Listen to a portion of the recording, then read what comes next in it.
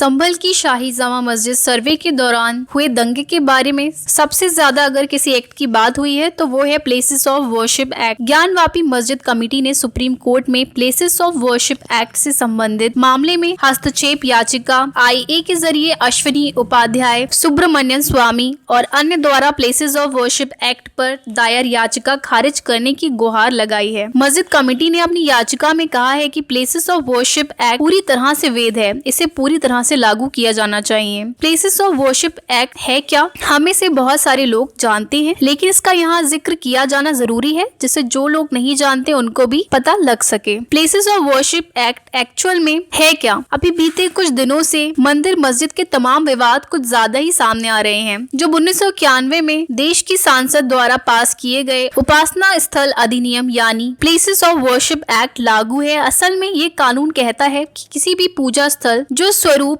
15 अगस्त 1997 को था उसे और उसके धार्मिक स्वभाव और धार्मिक पहचान को वैसे ही बनाए रखा जाए। इसका मतलब ये है कि उसमें किसी तरह की कोई छेड़छाड़ ना की जाए। ये कानून पूजा स्थलों को एक धर्म से दूसरे धर्म से आंशिक या पूर्ण बदलाव को रोकता है। प्लेसेस ऑफ वर्शिप एक्ट कानून ऐसे पूजा स्थलों की धार्मिक पहचान को बदलने से जुड़ी सभी कानूनी प्रक्रियाओं पर रोक लगाता है और कहता है कि इससे जुड़े नए केस भी शुरू नहीं किए जा सकते। इस कानून के दायरे से बाबरी मस्जिद विवाद और उससे जुड़ी कानूनी प्रक्रिया को भी छूट दी गई थी।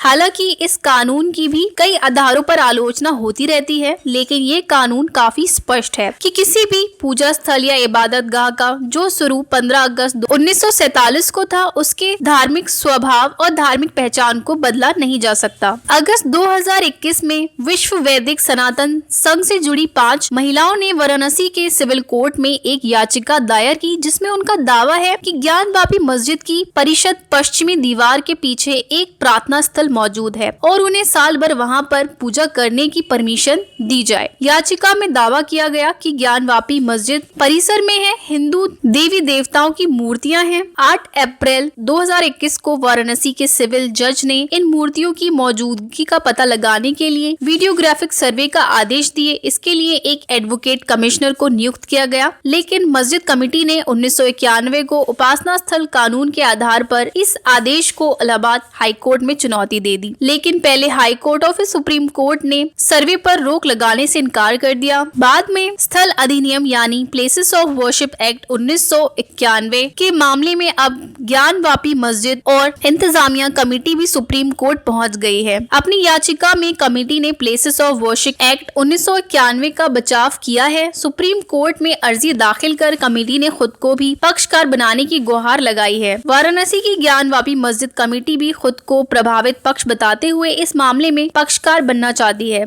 अब ये पूरा मामला जो है ज्ञानवापी मस्जिद की कमेटी ने इस पे रोक लगाने की बात की है और पक्षकार बनने की भी बात की है। ये जो पूरा मामला है, पूरा सिनेरियो जो ज्ञानवापी मस्जिद को लेकर और तमाम हिंदुस्तान में जिस तरह से लगातार दरगाह और मस्जिदों को तमाम जगह से न्यूज सुनने में आ रही है, तो तमाम जगह यही सुनने को आता है कि प्लेसेस ऑफ वर्शिप एक्ट जो है उसको पूरी तरह से वैध है, फिर इस कानून का क्यों उल्लंघन किया जा रहा है। बाकी व्यूअर्स, इस सिनेरियो को लेकर आपकी क्या राय है? अपनी राय का इजहार कमेंट सेक्शन में जरूर करें। मिलते हैं आपसे एक नई वीडियो में एक नई अपडेट के साथ। तब तक के लिए अपना ख्याल रखें। अल्लाह हाफिज।